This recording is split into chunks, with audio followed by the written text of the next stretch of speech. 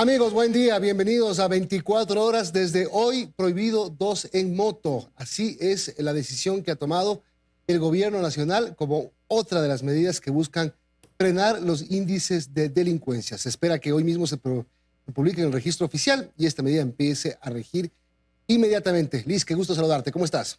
El gusto es mío, Milton. Amigos, buenos días. Así es, ya publicado una vez que se publica en el registro oficial, esta medida rige para todo el país y las 24 horas del día. Más adelante estaremos monitoreando la situación y la percepción, también respuesta de los ciudadanos ante esta resolución de la Agencia Nacional de Tránsito.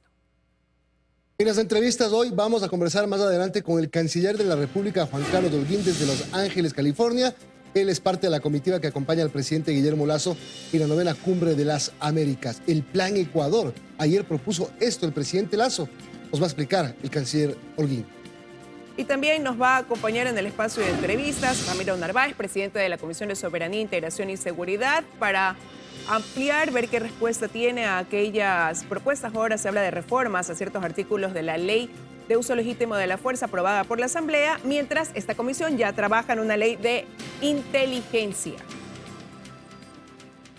7:02 y lo dicho, la noticia del momento que tiene que ser socializada en todo el país. Prohibido 2 en moto.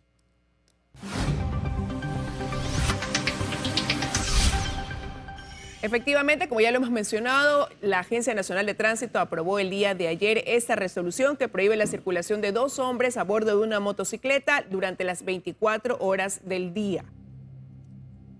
La mayoría de delitos, especialmente sicariatos, por ejemplo, o robos, ranches, se producen en motocicleta. Los índices son altísimos. Hay algunas restricciones. Vamos a ver un reportaje que preparó anoche Freddy Paredes después de que el gobierno lo anunciara en el Palacio de Carondelet. 3 de cada 10 delitos que se cometen en Quito se los hace a bordo de una motocicleta ocupada por 2 personas. Y en el caso de Guayaquil, el 60% de los delitos, incluidos aquellos tipo sicariato, se cometen a bordo de motocicletas. Y la estadística se reproduce en la mayoría de ciudades con altos índices de violencia y delincuencia. Por ello, en una sesión extraordinaria este miércoles en el Palacio de Gobierno, la ANT tomó una resolución.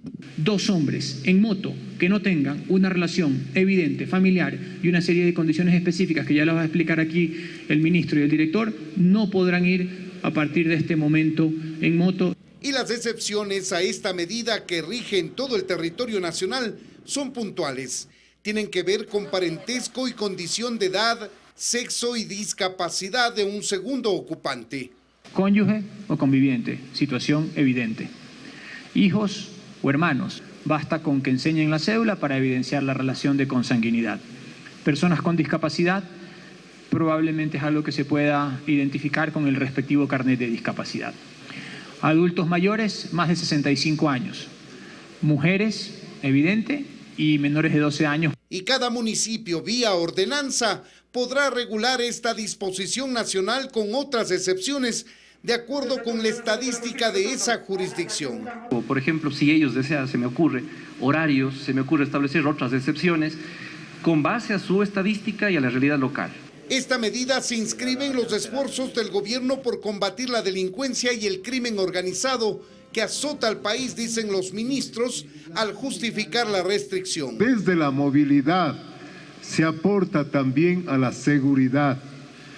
Hemos trabajado en este reglamento que tiene 5 artículos. Si se infringe esta disposición, los conductores serán sancionados de acuerdo con la Ley de Tránsito y el Código Orgánico Integral Penal, según sea el caso. En Quito, Freddy Paredes, 24 horas. Bien, cabe aclarar que esta medida va a empezar a regir cuando sea publicada en el registro oficial. El gobierno espera que se lo publique esta mañana, por lo tanto, empezaría la medida a regir desde hoy, si es que se publica en el registro oficial. ¿Aclarado, Liz? Aclarado el tema, sí. Y queremos, como decíamos, tomarle pulso también a la reacción de la ciudadanía, ¿no? Ya vemos que están siguiendo el tema Paul Cuello y Vanessa Robles. Vamos a empezar con Paul. Cuéntanos cuál es la sensación ciudadana tras esta resolución, Paul, en Quito. Hola Milton, Liz, amigos, ¿qué tal? Muy buenos días. Así es como ya pudimos observar el reportaje completo de Freddy Paredes. La noticia se dio a conocer la tarde y noche de ayer sobre que 2 ciudadanos no puedan circular en motocicleta a nivel nacional. La ANT también se compromete justamente a este combate a la delincuencia y desde muy temprano nosotros estamos monitoreando algunas calles donde se encuentran dispositivos de estos móviles de la Policía Nacional. ¿Qué es lo que están haciendo ahora? Están realizando operativos de prevención, justamente socializando con los motorizados para que sepan de la nueva normativa, de estas nuevas sanciones que van a emitirse una vez que el registro oficial apruebe justamente esta decisión tomada por la Agencia Nacional de Tránsito. Hemos conversado, sí, con algunos de los motorizados, están de acuerdo, otros no están de acuerdo porque dicen que es un medio de transporte donde movilizan a sus seres queridos, a sus hijos, a sus esposas, van a dejar al trabajo, pero hay otras posiciones también que concuerdan para reducir los índices delincuenciales acá en la capital. Los datos son un poco alarmantes acá en Quito, de los robos que se cometen, 3 de ellos lo hacen en motocicleta. En Guayaquil ya pudimos observar, también escuchar que el 60% de las muertes violentas se cometen en este medio de transporte y la intención justamente es esa. ¿Quiénes emitirán las sanciones? Pues cada uno de los entes de seguridad de los municipios. En este caso, en la capital lo va a hacer la Agencia Metropolitana de Tránsito. Sin embargo, los operativos van a realizarse conjuntamente con la Policía Nacional. Se van a desplegar los uniformados una vez que el registro oficial apruebe esta decisión a los sectores más críticos o más violentos de acá de la capital para ya empezar a emitir las sanciones. Como manifestabas, Milton, aún no rige esta normativa.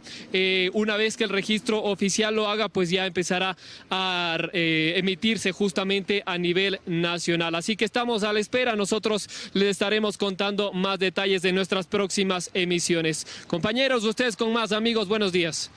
Buenos días, Paul, muchísimas gracias. La expectativa está en cuando ya sea remitido, pues publicado en el registro oficial, ¿no? Para que comience a regir entonces esta resolución. Bueno, vamos a ver qué pasa en Guayaquil y qué opina la ciudadanía que anda en moto en Guayaquil, una de las ciudades con el mayor índice de delitos cometidos vía motocicleta. Vanessa, cuéntanos. Milton, ¿cómo estás? Buenos días y a toda la audiencia. Sí, si en la capital hablamos de 3 robos al día que se cometen en esta modalidad, acá en Guayaquil, según el último informe de la Policía Nacional del último trimestre de este año, son aproximadamente el 60% de los delitos que se registran así, de 2 personas en moto. Y si hablamos de muertes violentas, pues estas bordean las 220. Es por esto que se toma esta decisión en todo el territorio nacional de limitar el transporte en moto a solo una persona, con las excepciones que ya mencionábamos y reiteramos. Pueden transportar hijos y hermanos, pueden transportarse cónyuges o convivientes en unión de hecho, pueden hacerlo las mujeres, personas con discapacidad, adultos mayores. Y acá la noticia les ha tomado a todos por sorpresa. Algunos nos comentan que en efecto no sabían, cuando hicimos las consultas estaban enterándose por nosotros. Por eso estamos siendo enfáticos y reiterando esta disposición que una vez entre a registro oficial rige y se empiezan a hacer estos operativos encausados en estas verificaciones que, por cierto, pues también acarrean sanciones económicas que ya se van a definir luego de que sea esta publicación hecha de manera oficial. Acá, por ejemplo, rapidito, si hacemos un paneo de cómo está el ambiente en Guayaquil, vemos que los ciudadanos circulan en motocicleta como este medio de transporte para poder llegar a sus diferentes trabajos o ir incluso a dejar a sus hijos a los colegios. Es un medio de transporte usado por la mayoría de los ciudadanos y por lo pronto vemos que sí hemos visto a 2 personas en motocicleta, hemos visto a un ocupante en motocicleta. Están las personas desayunándose esta novedad que, como mencionábamos, fue impulsada por la ANT, pero también como parte del trabajo para contrarrestar y mitigar esos índices de inseguridad que se registran no solo en el puerto principal, no, sino en el país. Esa es la información a esta hora de la mañana. Reiteramos, apenas esto entre en el registro oficial, empiezan todos esos operativos, empiezan a hacer las sanciones respectivas y pues el control lo hace la Policía Nacional y en este caso acá en Guayaquil, la ATM también va a complementar este trabajo, pero eso sí, los municipios tienen la disponibilidad posibilidad de poder instaurar acciones complementarias dependiendo de las realidades de cada una de estas localidades. Esa es la información a esta hora de la mañana. Son las 7 de la mañana con 10 minutos. Milton, Liz, amigos.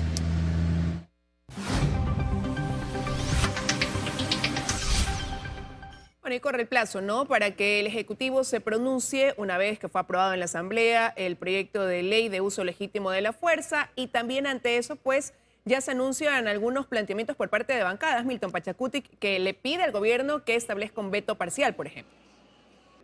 Bueno, cuando la ley iba a ser votada y para viabilizar la votación y que haya los votos para aprobarla, los 104 que hubo finalmente, se dijo que enseguida se iba a plantear un paquete de reformas que se podrían incluso canalizar en otra de las leyes de seguridad que se están tramitando para que primero se viabilice la ley de uso legítimo de la fuerza, para que sea aprobada como fue aprobada anteayer, y luego para que los grupos políticos que tienen este tipo de, digamos, de preocupación, como los sectores sociales, por el uso de la fuerza en manifestaciones, lo tengan claro y se queden tranquilos.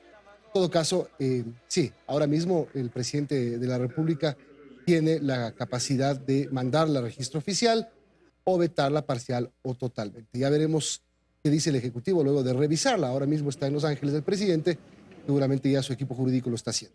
Aunque ya hizo un pronunciamiento, ¿no?, Guillermo Lasso, diciendo que ya por fin la Asamblea da sus frutos y comienza a hacer las cosas y las hace bien ante esta aprobación de la ley.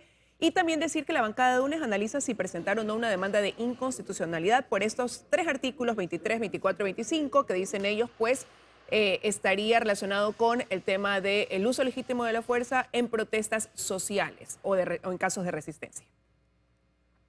7:12, y bueno, Liz y amigos, tras este tema, y a día seguido, la Comisión de Soberanía de la Asamblea Nacional, la que hizo el informe para segundo debate de la ley de uso legítimo de la fuerza, fue al CIES para escuchar la rendición de cuentas del Centro de Inteligencia Estratégica del Estado, porque se busca de alguna manera apoyarlo para que cumpla a cabalidad con el objetivo que fue creado, ¿no? Lo que se necesita en el país es una inteligencia que combata el crimen organizado, lo que no se hizo durante mucho tiempo. Y como decían, un centro que permite identificar, anticiparse a esos riesgos que enfrenta hoy el país. Por eso querían ellos escuchar incluso cuáles son las necesidades, porque quieren recoger todas estas opiniones e incluirlas en esta ley que busca fortalecer al CIES. Así es, la ley de inteligencia va en camino. Ya vamos a conversar con el presidente de la Comisión de Seguridad más adelante, aquí en 24 horas, y nos va seguramente a aclarar las dudas que tenemos. Son las 7:13 de la mañana. Hablemos de este caso de sicariato que no terminó con el objetivo final, que era acabar con la vida de esta persona tras disparar más de 60 veces contra su vehículo, hecho que ocurrió afuera de un centro comercial en Daule y por el que en la noche hubo 18 personas detenidas, las cuales ya han quedado puestas en libertad. Claro, se dice que estas 18 personas detenidas eran parte de la seguridad de la persona que recibió los impactos de bala, de la persona a la que intentaron asesinar, ¿no?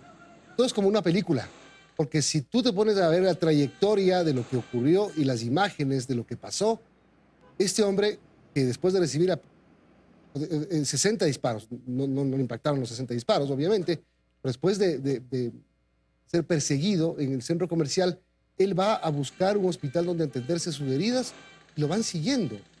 Una cosa de película. No, y las distancias, Milton, como lo decíamos ayer, ¿no? Quizás para que se ubiquen un poco, esto ocurre en Daule, que es un vecino cantón. A él lo trasladan a un hospital del centro sur de Guayaquil, recorriendo toda la ciudad, seguido por esta gente. Después de llegar a esta casa de salud es trasladado a otra, más bien al centro de la ciudad, donde permanece, y es ahí donde se dan cita después estas 18 personas que estaban en los exteriores con armas caminando. Hay quienes dicen que incluso ingresaron a los pasillos del hospital sin disimular y sin esconder estas armas, ¿no? Lo que hace que se llame a la policía para que monten este operativo y los detengan encontrando efectivamente armas en su poder. Ahora, un juez le da medidas alternativas y los deja en libertad. Gracias por ubicarnos. Sí, ya más o menos quienes no vivimos en Guayaquil tenemos claro esas distancias largas que recorrieron y que ellos seguían atrás de él. 7:15 y en Quito, en cambio, se empiezan a rehabilitar las unidades de policía comunitaria. Estaban durante mucho tiempo desactivadas. Se busca hasta fin de año 280 unidades y ya tenerlas activas. Se habilitaron 24 y lo que se espera es que estén operativas las 24 horas del día, que haya patrullaje en la mañana y en la noche, ha dicho el alcalde Santiago Guarderas, que también se ha comprometido a entregar más de 100 motocicletas precisamente para poder fortalecer este trabajo de la Policía Nacional en contra de esa delincuencia común que va incrementando los índices de delitos con violencia en Quito. Pero claro, la policía ha dicho, Liz, que poco puede hacer si es que no hay una colaboración de otras instituciones. Por ejemplo, ventas ambulantes, ventas informales, por ejemplo, prostitución y otro tipo de cosas que también tienen que ver autoridades para el control de espacio público. A propósito, y ahora que vemos la imagen del Consejo Metropolitano, se va a tratar ya el primer debate, el borrador de la ordenanza del prohibido 2 en moto. Ayer se adelantó la Agencia Nacional de Tránsito, pero claro, como deja a potestad de los GATS, lo que Quito planificaría hacer, no sé si cambien, pero el plan inicial era zonificar el tema del prohibido 2 en moto y establecer horarios. Así que vamos a ver cómo queda esto al final. Y eso es parte de lo que pueden hacer los GAT, como tú decías. Ayer las autoridades señalaban que como ellos son los que están cercanos a esa realidad de cada ciudad, pueden a esa resolución aplicar pues ciertas cosas que vayan acorde a lo que requiere esa determinada ciudad, ¿no? Como tú bien dices, en un tema de horarios, por ejemplo. Ya veremos cómo responde cada municipio a esa resolución. Son las 7:17 y vamos a seguir hablando de los temas que tienen que ver con la seguridad, porque los recursos que se han ofrecido para los municipios, el Ministerio de Economía ha ofrecido 214 millones de dólares adicionales por una reasignación de partidas y por el ingreso extraordinario que tiene el gobierno, y le ha pedido a los municipios que utilicen esos recursos, ojalá su mayoría en acciones contra la inseguridad. Bueno, y eso lo anuncian después de que también el presidente Lasso en esa reunión con los alcaldes decía que los municipios tienen mayor liquidez que el mismo gobierno, ¿no? Y eso generó respuestas. Hay municipios pequeños que le han dicho que no es así, pero que sí han tenido que hacer préstamos, recurrir a créditos para poder implementar mecanismos de seguridad en sus cantones, como por ejemplo Milagro, Simón Bolívar, cuyos alcaldes no fueron a esta reunión, diciendo también que ya están cansados de ese diálogo que no deja definitivamente una ruta o una estrategia a delinear, sino que más bien ellos han tenido que optar por sus propios planes. Veamos algo más.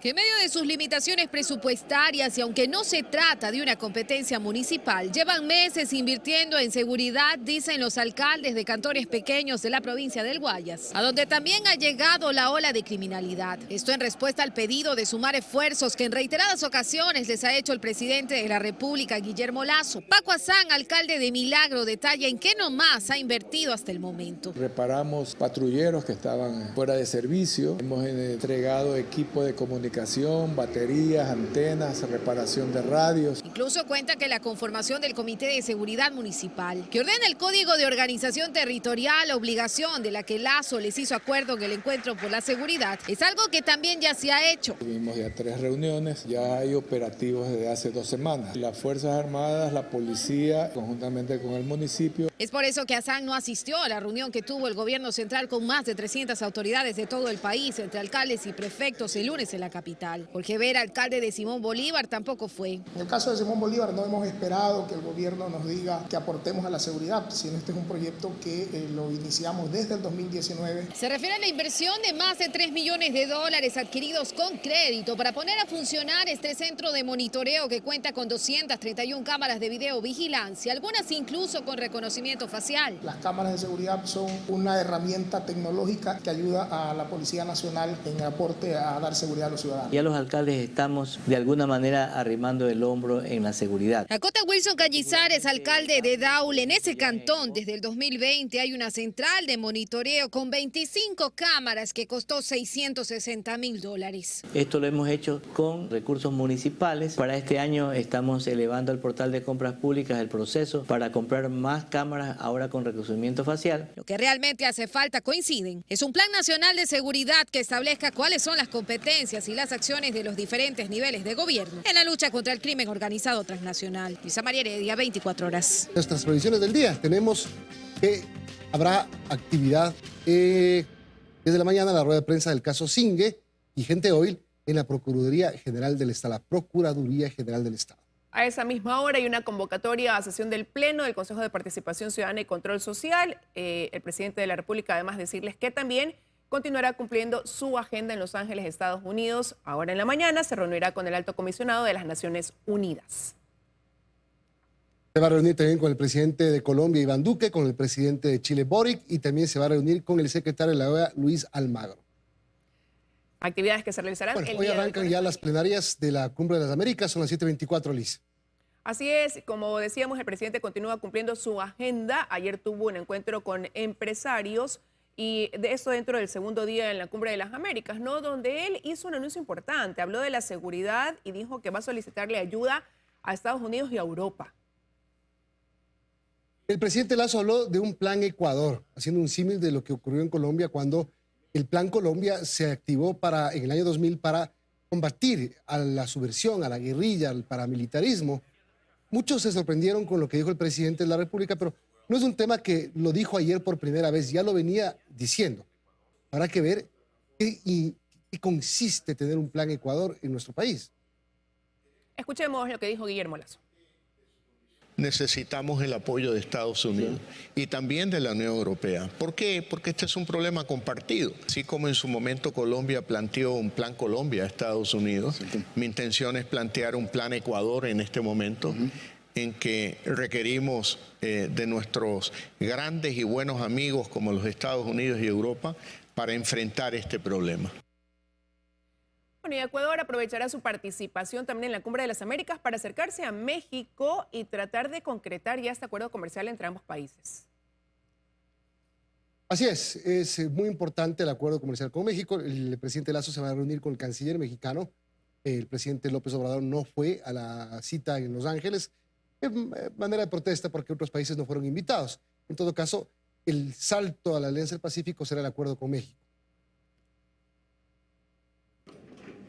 Poco más de 3 años llevan las negociaciones con México para alcanzar un acuerdo comercial. Y aunque varias han sido las fechas fijadas por el gobierno de Guillermo Lasso para concretarlo, lo cierto es que esto aún no ocurre. Lasso ha confirmado que aprovechará su presencia en la Cumbre de las Américas para tener un acercamiento más directo con México. Aunque su par mexicano, Manuel López Obrador, no asistirá al evento, la intención del gobierno ecuatoriano es tener un encuentro con el canciller de ese país para tratar el acuerdo comercial. Las conversaciones entre ambos países se extendieron. Ecuador sigue intentando que sus productos estrella, camarón, banano y pesca, ingresen con buenas condiciones al acuerdo comercial que se negocia. Pero hay un revés. El gremio pesquero le pide al gobierno que lo deje fuera del acuerdo. En las negociaciones han surgido un par de temas en el sector pesquero concretamente, de los cuales nosotros no estamos muy de acuerdo. Preferimos excluirnos de la negociación y que se llegue a un acuerdo, pero dejando a un lado el sector pesquero. Actualmente Ecuador puede procesar pesca propia y de otros países y exportarla, pero México propone reglas de origen cerradas, lo que impediría que las empresas ecuatorianas procesen pesca de otros países. Entonces eso sería un retroceso para lo que hoy el Ecuador ya tiene. Y aparte, como segunda cosa, están pidiendo que se incluya un adendum, un anexo, en el cual el Ecuador tendría que revelar una serie de información sensible de la pesca del Ecuador, lo cual tampoco estamos de acuerdo. Semanas atrás, la Comisión Nacional de Acuacultura y Pesca de México anunció que las exportaciones de camarón ecuatorianas quedaron fuera de la 9ª ronda de negociación del acuerdo comercial entre los dos países. Ecuador negó el anuncio y aseguró que las conversaciones continúan. En una entrevista a Diario Expreso el pasado 2 de junio, el Ministerio de Comercio Exterior reconoció que no firmar un acuerdo con México siempre está sobre la mesa. El gobierno ha anunciado en diferentes ocasiones que su meta es concretar 10 acuerdos comerciales hasta 2025. Joana Ramos, 24 horas. 7:27 de la mañana, momento de irnos a una nueva pausa, Milton y amigos. Regresamos por En este momento hacemos contacto con Los Ángeles. Son las 5:30 de la mañana en Los Ángeles, donde se desarrolla la Cumbre de las Américas. Está con nosotros el canciller de la República, Juan Carlos de Holguín. Canciller, gracias por madrugar y estar con nosotros. Lo primero que le quiero preguntar es, ayer el presidente Lasso propone la idea del Plan Ecuador, que le va a pedir a Estados Unidos un Plan Ecuador, haciendo un símil a lo que pasó en Colombia, el Plan Colombia, para combatir a la insurgencia y al paramilitarismo. ¿Qué tiene un plan Ecuador que no tenga un apoyo internacional normal de parte de Estados Unidos? Buen día. Buenos días, Milton. Un saludo, Liz. Lo que ha dicho el presidente Lasso es precisamente que se requiere el apoyo y la solidaridad internacionales para poder luchar contra este flagelo que significan las estructuras criminales transnacionales que operan en nuestro país y en otras partes de la región.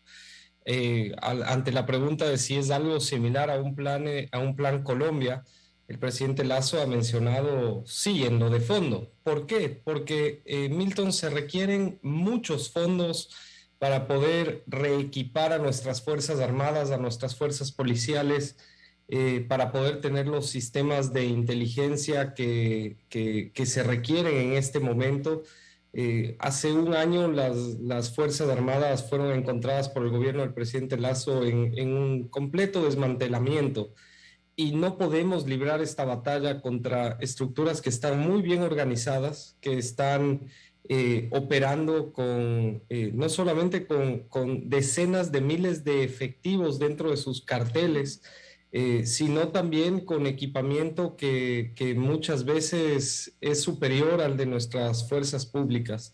Se requiere un gran proyecto. El viaje anterior a Israel nos dio una señal clara de la mayor cantidad de cosas, sobre todo infraestructura, y es el momento de que el Ecuador tenga esa cooperación internacional, sobre todo porque el problema no es solo en Ecuador. La forma de estructuración de este problema, especialmente el del narcotráfico y tráfico de personas, está ligado a efectos que se producen también acá en Estados Unidos, especialmente en las costas de California, donde esa droga llega o donde muchas veces un poco más abajo, quizás hacia la frontera con México, tenemos el flagelo de tráfico de personas que llegan en una condición de migración riesgosa, manipulados por estos grupos, por estos carteles que finalmente hacen tráfico de personas. Ahora, canciller, buenos días, pero ya el gobierno ha venido sosteniendo que cuenta con ese apoyo, por ejemplo, de Estados Unidos, que también con apoyo de Colombia, de México en esta lucha contra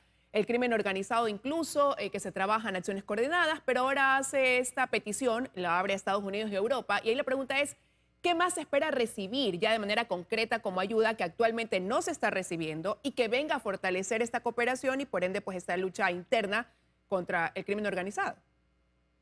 La cooperación existe y la cooperación ha dado mucho éxito dentro de las limitaciones que tiene en este momento el Ecuador. Hace pocas semanas tuvimos un gran operativo de detención, por ejemplo, del narcotraficante alias peruano, que es un golpe quizás de los más importantes que se han dado en el Ecuador porque va directamente hacia la estructura de financiamiento. Uno se puede dar cuenta de aquello en la cantidad de dinero, de lingotes de oro que fueron incautados en el operativo.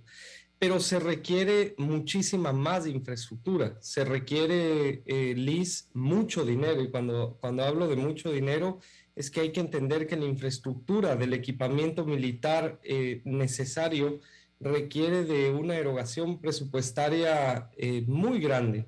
El Ecuador ahora... O sea, cuando hablamos, canciller, cuando hablamos de mucho dinero, ¿a cuánto nos referimos? ¿Cuál es el plan del Plan Ecuador que tiene el Ecuador? Mire, Milton, yo no soy ¿cuántos recursos y qué tipo de recursos, canciller? Para dar una respuesta sobre los temas militares y de defensa. Eso lo sabrán en su momento los ministros del área explicar al país.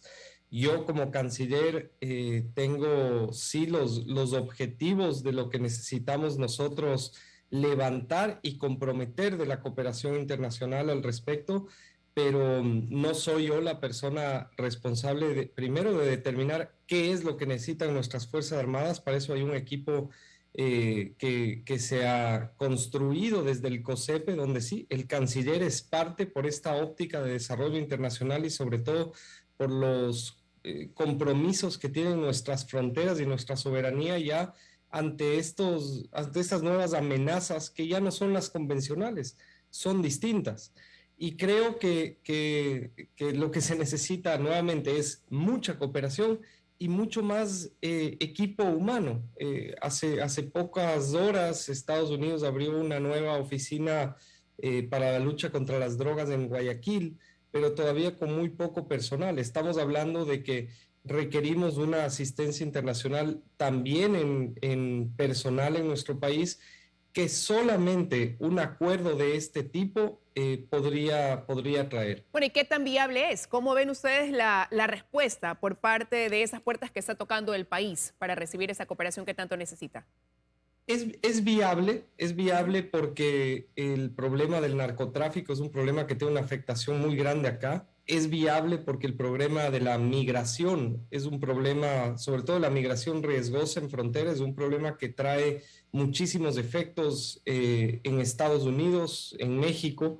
Recordemos que solamente el año pasado hubo más de 120,000 ecuatorianos en frontera en condición riesgosa, y fueron, de hecho, gracias a un reportaje de este canal, donde se determinaron algunos vuelos charters entre La Tacunga y Cancún, el retiro de visas al personal administrativo de cierta aerolínea que tenía este tipo de operativos, de acciones que llevaban a personas en completa vulnerabilidad a la frontera. Entonces, hay solidaridad internacional. Este es un problema que no se da solo en el Ecuador. Han habido conversaciones ya respecto a lo que está sucediendo, por ejemplo, en Paraguay, hace pocas semanas, donde se asesinó en Cartagena a un fiscal que revisa los temas precisamente alrededor de carteles y estructuras criminales.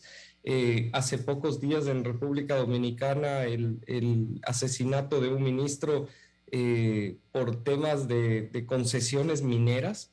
Es decir, hay una serie de temas que nos preocupan a la región y donde vemos que Estados Unidos, Canadá tienen una posición interesante respecto a la solidaridad y cooperación que hay que tener. Mucha gente acá en el país, luego de que el presidente propuso el Plan Ecuador ayer, lo ha visto como un tema disparatado, como que el presidente se lo sacó de la chistera ayer y se lo dijo al mundo, pero yo personalmente le he escuchado en varias ocasiones hablar del Plan Ecuador al presidente Lasso. Yo solamente quiero que usted en pocas palabras, canciller, nos diga una diferencia entre el esfuerzo que hace el Ecuador, el gobierno, el Estado, la cooperación internacional que está recibiendo y un Plan Ecuador. Porque cuando uno se imagina un Plan Ecuador, se imagina helicópteros, se imagina un montón de cosas. Estamos en ese nivel que tuvo Colombia. Nos podemos realmente imaginar no solo en la frase Plan Ecuador, Plan Colombia, sino en la montaña de aparataje que vendría al país. Yo hablaría de un plan integral de rescate a nuestro país y nos podemos imaginar efectivamente financiamiento en un alto nivel, y segundo, la cooperación de infraestructura. Efectivamente hay barcos, buques, lanchas rápidas, helicópteros, drones que podrían llegar al Ecuador fruto de este acuerdo de cooperación. No nos olvidemos que se está discutiendo en el Senado también, paralelamente, en el Senado americano, una ley de alianza estratégica con el Ecuador que, por ejemplo, incluye la entrega de buques. ¿Por qué? Porque el Ecuador, voy a darle un ejemplo no con las estructuras criminales, Milton. Hace pocos días nosotros pusimos un comunicado desde Cancillería con la preocupación tanto de nuestra institución como de la Armada Nacional por la presencia de buques de bandera internacional cerca de nuestra zona económica exclusiva en Galápagos. Estábamos hablando de casi 200 buques. El Ecuador tiene un buque para enviar hacia la zona limítrofe de la zona exclusiva para proteger nuestro ecosistema, nuestra biodiversidad. Cuando hablamos de la lucha contra las drogas, mucha droga que sale en lanchas rápidas, que de hecho hoy ya son identificadas por sobrevuelos de cooperación internacional. Por ejemplo, los vuelos P3 de Estados Unidos, vuelos radares que nos permiten identificar actividades ilícitas en el mar. Y el Ecuador no tiene la posibilidad de tener lanchas rápidas para interceptar a la cantidad de buques o de pangas que salen con droga. Por eso se requiere un abordaje internacional. Claro. Con ese ejemplo me queda clarísimo cuál es la magnitud de lo que se está pidiendo, Liz. Ahora, y pasar también a otros temas, señor canciller, ¿no? Ya Bélgica tiene la documentación respectiva con esa solicitud de extradición del expresidente Rafael Correa, no tienen un tiempo para responder, pero en medio de todo eso está esa duda si es que es tal y como lo dice quizás el correísmo de que él ya está en calidad de refugiado en Bélgica o no. ¿Cuál es ahí la información precisa, señor canciller? La información la tendremos, Liz, precisamente en este proceso. Respetamos mucho lo que han mencionado dentro de su legítima defensa los abogados del señor Correa. La Cancillería ha sido el vehículo de traslado de una solicitud de la Corte Nacional de Justicia para pedir la extradición formal al gobierno del Reino de Bélgica del señor Correa, que está en calidad de prófugo de la justicia ecuatoriana, sobre el que hay una explicación muy clara, no solamente en el pedido de extradición, sino en una carta anterior que ha enviado la Cancillería de su situación jurídica. Lo que nos ha sorprendido es ver a los abogados mencionando varias veces la palabra persecución política, y eso es algo que no sucede en el Ecuador. Pero también dicen que él ya está en calidad de refugiado en... Habrá que verlo, Liz, porque... O sea, el gobierno no tiene la certeza de que esté en calidad de refugiado. No, mire, Liz, la condición de refugiado en el caso de Bélgica la entrega una comisaría de refugiados y apátridas que es completamente independiente del Ejecutivo. Y somos muy respetuosos. Y no tiene la obligación de comunicar oficialmente a un gobierno. La condición del señor Correa ahora. Perdón, Milton, no lo escuché. Sí, le decía, canciller, que esa comisión no tiene la obligación de comunicar oficialmente el estatus de la persona a un gobierno. No lo tiene. Así como el Ecuador, cuando entrega una condición estudiada de refugio a un ciudadano extranjero, tampoco espera que el gobierno extranjero le haga las consultas. Ahora, en este proceso entenderemos las razones en el caso hipotético de que se le haya concedido un estatus de refugiado, de por qué esta comisaría lo pudo hacer. Y hay maneras también de explicar si es que ha habido acá alguna información imprecisa que haya entregado la persona al momento de solicitar su refugio. Pero de nuevo es un proceso que recién empieza. La Cancillería ha sido el vehículo, como menciono, de una solicitud de la Corte Nacional de Justicia, que lo que sí sorprendió es que después de 1 año y pico que no se había enviado, se la haya podido enviar en pocos días. De hecho, en este mismo canal fue cuando se dio a conocer que se enviaría el proceso de extradición y unas horas antes se había mencionado por parte de los abogados que había una condición de refugiado del ciudadano Rafael Correa. ¿Es una coincidencia normal o es una coincidencia extraña? Yo no puedo dar una opinión personal al respecto como canciller, pero que ha habido una coincidencia es evidente. Listo, canciller, tenemos que terminar. Hoy el presidente Lasso se reúne con el presidente Boric, con el presidente Duque, con el secretario Almagro y con la ONU, ¿verdad? Así es, hay una larga lista de reuniones bilaterales, va a ser una buena jornada para el Ecuador, y la reunión con el canciller Ebrard, que quizás es de las más importantes, puesto que es el seguimiento a una primera reunión que existió anteayer entre el ministro Prado, la ministra Tatiana Cloutier de México, para avanzar en esta negociación que existe con México en marcha.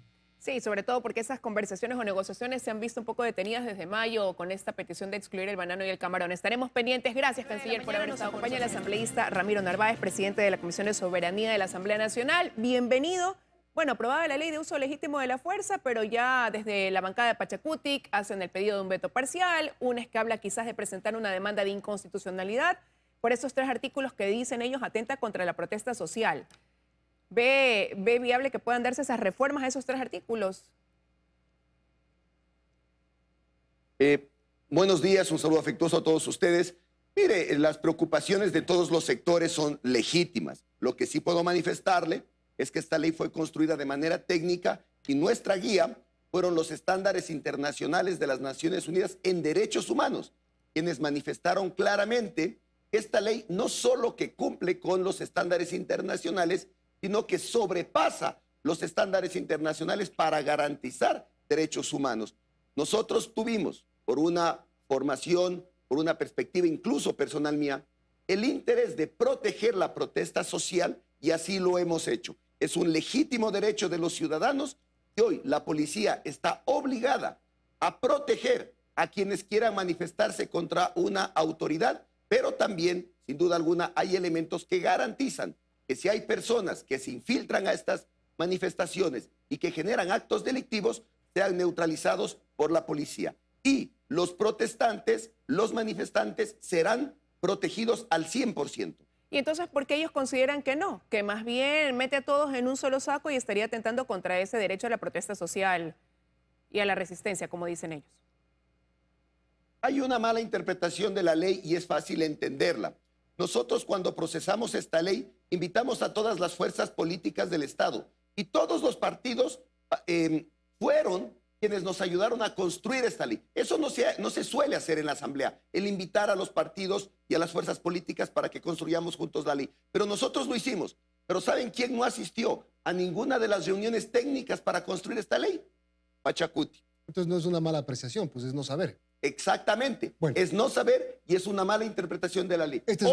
Hoy día está garantizada la protesta social y hemos eliminado temas tan sensibles como la utilización de armas letales en las manifestaciones. Animales. La utilización de animales, perros, caballos, jamás podrán atacar a los manifestantes con los perros y los caballos. Y algo que pasaba en las manifestaciones, jamás podrán utilizar, por ejemplo, las motocicletas para embestir, para golpear a los manifestantes. Incluso estamos manifestando que una lanza, que es parte tradicional de la idiosincrasia de un sector de nuestra población, no sea considerada como un arma letal y que no se constituya en un pretexto para que sean atacados o reprimidos. Pero puede ser considerada como arma blanca si es que vienen a Quito. El municipio de Quito aprobó esa ordenanza. Vamos viendo en cuadros algunos de los puntos más importantes de esta ley para que la gente lo tenga claro. Díganme usted los 4 puntos más importantes. Dotación de armas, sistema de guías penitenciarios. Ahí están algunas de las cosas. ¿Cuáles son las más importantes? Sí, efectivamente, a mí los elementos que más me han motivado son los derechos de los policías. Los policías hoy día tienen derecho a capacitarse y a entrenarse para poder actuar. Y también la obligación de tener las dotaciones, armas, municiones, trajes de protección para poder llevar adelante pero su trabajo. Eso no lo da un papel, lo da la plata. Y si no hay plata, no hay papel que se cumpla. Efectivamente, por eso no hay ninguna ley que solucione los problemas que está pasando el país. Esta ley no va a cambiar las cosas, pero obliga al Estado a garantizar estos elementos a nuestra policía. Lo que le pregunté al principio, 4 puntos importantes de esta ley aparte de esto. ¿Qué le pueden hacer ahora los policías y qué no? Los policías ahora tienen mayor claridad. Por ejemplo, hoy se clarifica que un policía que actúa para salvar una vida o la vida propia no puede ser sentenciado. Se inicia un proceso de investigación, se le da el patrocinio legal, pero no puede ser sentenciado porque lo que hizo fue salvar una vida. Eso que generaba dudas en la normativa anterior, hoy queda claramente establecido. También se eliminan algunos mitos, como por ejemplo, que la progresividad debe ser secuencial y hay 6 niveles de fuerza. 6 niveles. Hoy día el policía puede arrancar desde cualquiera de los niveles en función de la gravedad o del riesgo. No es que tiene en un momento de crisis que presentarse y decir soy policía, suelte el arma cuando está a punto de matar a alguien. Él puede actuar. Y un mito urbano que siempre circuló era que si el delincuente tenía un cuchillo, el policía tenía que buscar un arma similar. Eso también quedó desterrado. Si alguien con un cuchillo va a asesinar a una persona, el policía puede utilizar su arma de fuego exclusivamente para salvar esa vida. Entonces todo dependerá de la evaluación que haga en ese momento el policía y que determine la necesidad o no de utilizar un arma no letal o un arma letal. Sí, efectivamente es así. Y algo que no estaba incorporado y que es muy progresista en derechos, los procesos de investigación. Hoy día hay que rendir cuentas a la sociedad de la actuación de la Policía Nacional. Que hay procesos que garantizan que si hay excesos, estos excesos sean sancionados. E incluso hemos incorporado en la ley que los policías tengan las cámaras personales para que haya un registro tecnológico de su actuación. Pero como ustedes lo manifestaron, todo esto necesita presupuesto. Esta ley, si no es implementada adecuadamente, si no tiene el apoyo de una política pública, muy poco cambiará nuestra realidad. Ahora, quisiera preguntarle también sobre esta propuesta para lo que tiene que ver con agentes penitenciarios, ¿no? Los divide en 2 grupos, dice los agentes comunes que tienen ese trato en el día a día con las personas privadas de la libertad, pero habla de otro equipo de vigilancia y seguridad especializada que precisamente quizás pueda actuar cuando hay estas crisis en el sistema carcelario, por decirlo de alguna manera, o momentos de alta complejidad. ¿Quiénes integrarían ese segundo grupo? Mire, su explicación ha sido muy clara. Tenemos la facultad, o el Estado tiene la facultad de crear varios grupos. Un grupo, aquel que va a estar cercano a las personas privadas de la libertad, haciendo las funciones que hoy vienen realizando, pero habría grupos especializados que podrían actuar en momentos de crisis, en momentos de amotinamiento, para tratar de neutralizar cualquier acción violenta. Que no serían policías y militares. En el tema carcelario, no hablaríamos de policías y militares, hablaríamos de un cuerpo preparado, capacitado especialmente para eso. Sí, justamente iba hacia ese camino. Primer grupo, los agentes penitenciarios especializados y capacitados, pero también, y tal como se lo puede hacer hoy, se ratifica esa facultad de coordinar acciones con la policía y las Fuerzas Armadas para poder actuar en determinados momentos. Asambleísta, bueno, se viene la ley de inteligencia. ¿Qué más se viene? ¿Qué más tienen ustedes? Ayer fueron al CIES un poco para escuchar lo que tenía que decir el director del Centro de Inteligencia Estratégico, pero ya se empieza a caminar en otras cosas.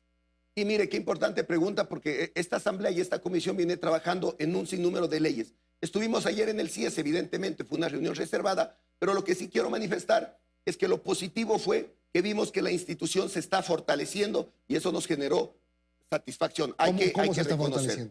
Fortaleciendo sus procesos, su personal, su estructura. Pero en ese sentido sí no puedo dar más detalles. ¿Qué estamos haciendo? La ley de inteligencia y contrainteligencia. El día lunes aprobamos una ley de seguridad privada que no puede restarse la importancia. Hay casi 80,000 guardias de seguridad en el país. Ahora, cuidado, no se les puede trasladar la responsabilidad de la seguridad ciudadana. Es responsabilidad exclusiva del Estado.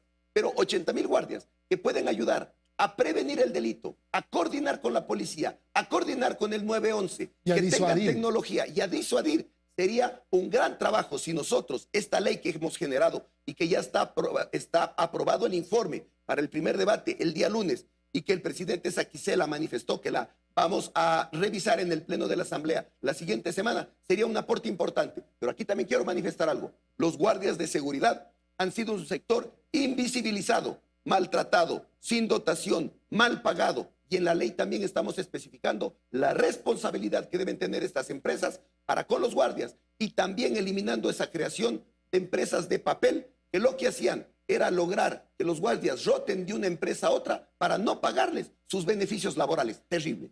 Gracias, asambleísta. Tenemos que terminar. Y bueno, ahí está, ley de seguridad privada. Importante saber esto. Y se viene la ley de inteligencia. Gracias. Muchas gracias.